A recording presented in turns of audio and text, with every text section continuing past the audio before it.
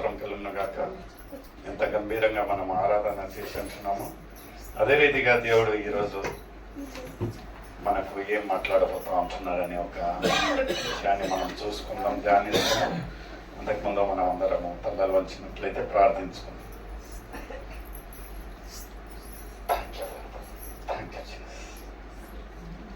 మమ్మల్ని అతి మిక్కిలిగా ప్రేమించిన మా ఒక ప్రియ తండ్రి, నీ యొక్క ప్రశ్నకి స్తోత్రం రాజా. ఇద్దరు ముగ్గురు నానాంశాల మధ్య ఉంటున్న దేవానికి వేలాది వేల స్తోత్రం. ఎవరికి లేని ఒక ధన్యత మాకు అనుగ్రహించిన దేవానికి స్తోత్రం. గడిచిన ఒక వారం, దినం, క్షణం నుంచి ప్రభా ఈ యొక్క నూతనమైన ఒక క్షణం వరకు మమ్మల్ని కాచి కాపాడిన విధానం కొరకు నీకు వేలాది వేల స్తోత్రం ప్రభా. మీ యొక్క కృప, మీ యొక్క ప్రేమ ద్వారా ప్రభా ఈ యొక్క కుటుంబీకులకు ఎంతగానో ప్రేమించి మమ్మల్ని ఆహ్వానించిన విధానం కొరకే స్తోత్రం ప్రభా. ఇంటికి మేము శుభం కోరుతా ఉంటున్నాం రాజా. మీ యొక్క కృప, మీ యొక్క ప్రేమ, మీ యొక్క ఆశీర్వాదాలు ప్రభా ఇంటి పట్ల ఉండేలాగా సాయం తెచ్చండి. వాళ్ళ మొరలను ఆలకించండి, కొరతలను తీర్చండి ప్రభా. అదే రీతిగా ప్రభా ఎంత గంభీరంగా ప్రభా ఆరాధించున్నాము.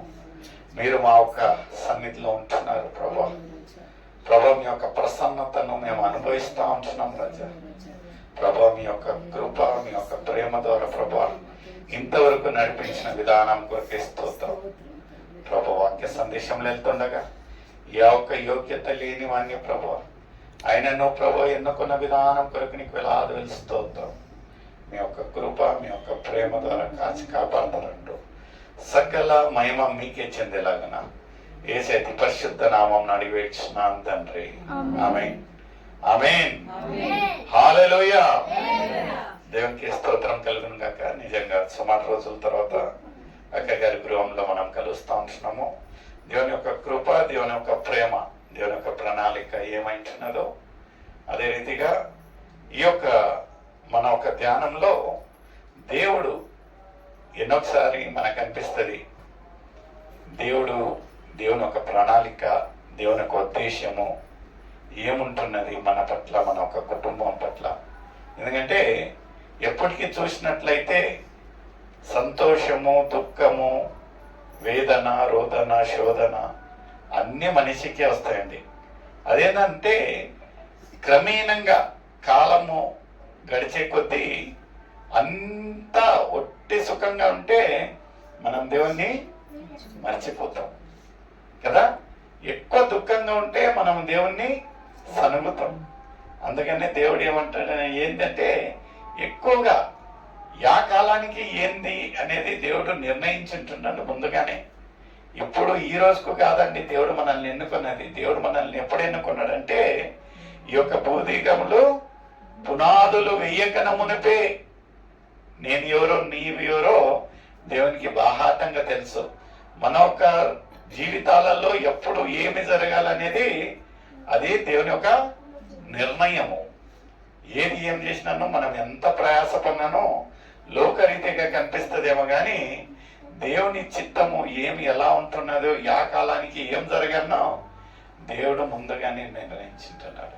ఈరోజు మనం ధ్యానించే ఒక విషయం ఏముంటున్నదంటే మత్తయి రాసిన సువార్త 6వ అధ్యాయము 34వ వచనం. తీసిన వారు చదివి సహకరించండి. Book of Matthew 6th chapter 34th verse.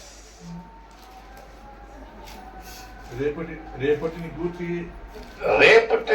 గూర్చి చింతింపకుడి, రేపటి దినము దాని సంగతులను గూర్చి చింతించుచు ఏనాటి కాడు ఆనాటికి చాలును.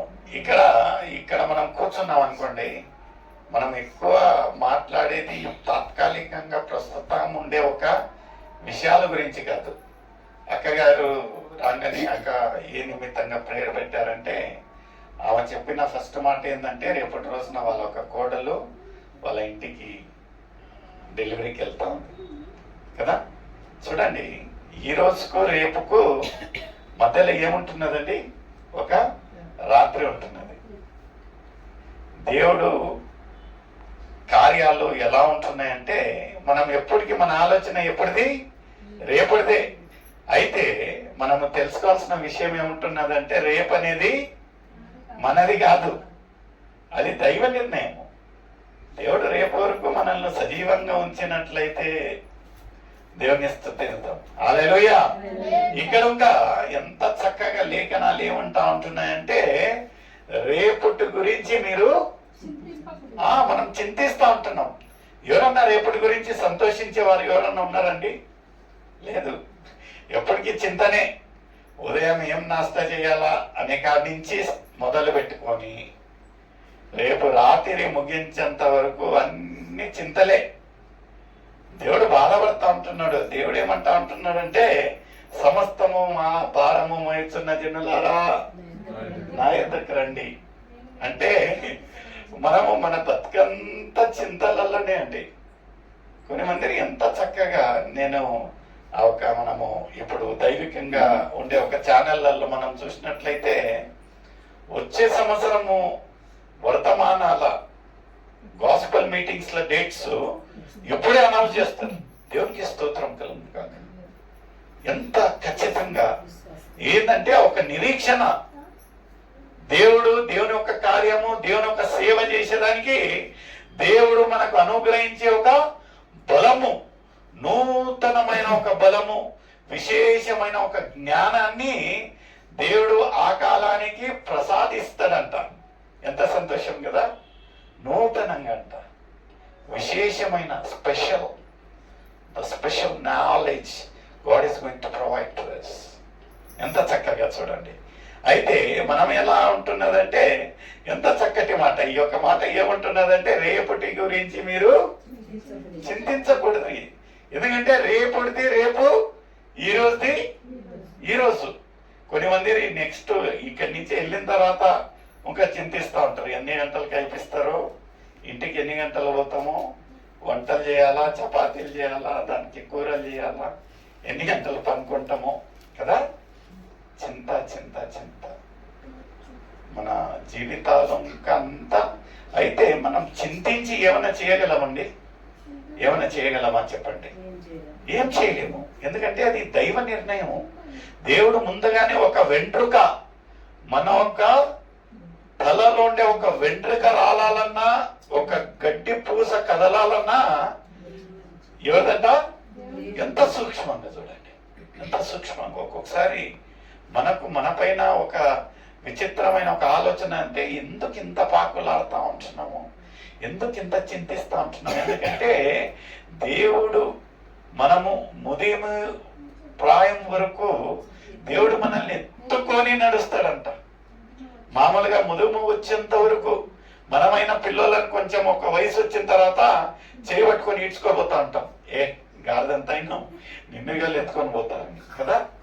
అయితే దేవుడు ఎంత చక్కటి దేవుడు, మనల్ని ఎత్తుకొని నడుస్తాడంట.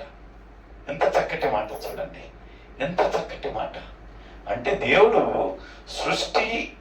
సృష్టించిన ఒక కర్త, సృష్టికర్త మనల్ని పుట్టినా నుంచి మనము యొక్క యాత్రను ముగించేంత వరకు దేవుడు మనల్ని కాపాడబోతా ఉంటున్నాడు, చూసుకోబోతా ఉంటున్నాడు. ఎంత చక్కగా ఇక్కడ ఏముంటున్నదంటే, రేపటి విషయం మీరు ఎప్పటికీ చింతించకూడదు. ఎందుకంటే ముందుగానే దేవుడు నిర్ణయించుంటున్నాడు రేపు ఏమైపోతా ఉంటున్నది, మన యొక్క జీవితకాలం ఎప్పుడు ముగిస్తబోతా ఉంటున్నదని ముందుగానే దేవుడు. అక్కడ నువ్వు అడిగినప్పుడు ఈ విషయం చెప్పిన తర్వాత నెక్స్ట్ విషయం వచ్చేసి లాజరన్న గురించి అన్నాడు. లాజరన్న గురించి ప్రార్థించండి అన్నది. తర్వాత ఎట్టుంది అక్క ఏంటంటే, దేవుడే నడిపిస్తాడు. ఆ ఒక నిరీక్షణ. ఎందుకంటే అది మనం ఉద్దేశపూర్వకంగా ఏమైనా చేసినట్లయితే అది వేరే. అయితే దేవుడి నిర్ణయం అది. వెళ్ళాడంటే దేవుడే ఏమంటా ఉంటున్నాడు దేవుడు లేఖనాలలో అంటే, గాయాన్ని చేసేవాడిని నేనే, గాయాన్ని. ఎంత చక్కగా. దాంట్లో మనదేమన్నా ఉందా అండి? మనదేం ఇంటర్ఫియరెన్స్ లేదు. మనం కాల నిర్ణయం ప్రకారంగా ఏం జరుగుతోంది దాన్ని చూసే ఒక యాత్రికులం మాత్రమే. ఎంత చక్కటి మాట. ముందు చదవనా అదే మాట మరొకసారి. రేపటి గూర్చి చింతింపకుడి, రేపటి దినము దాని సంగతుల గూర్చి చింతించును. రేపటి గురించి అదే చింతిస్తుందంట. మనము ఇన్వాల్వ్ అయ్యి దాన్ని ఏం పెద్దగా డెకరేషన్ చేయాల్సిన పని లేదు. రేపటి గురించి అదే నిర్ణయిస్తుంది. లెట్ ద టైం టాక్ అంటారు కొన్ని కొన్ని మంది ఎంత చక్కగా కొంచెము నిపుణులు ఎవరైతే ఈ యొక్క లోకం గురించి ఈ యొక్క మంచి ఒక తెలివి ఉన్న వాళ్ళు ఏమంటారంటే లెట్ ద టైమ్ స్పీక్ అంటారు. టైం స్పీక్ అంటే సమయమే మాట్లాడుతుందంట. మనం అనుకోవచ్చు ఏంద్రా వాచ్ ఎప్పుడన్నా మాట్లాడే చూసామంటే అలా కాదు. ప్రతి ఒక్క దానికి ఒక సమయం అనేది ఉంటది. ఆ సమయమే ఆ ఒక సన్నివేశం గురించి మాట్లాడబోతా ఉంటున్నది. మనం ఏం చేయాల్సిన పెద్దగా ప్రయోగాలు చేయాల్సిన పనే లేదు.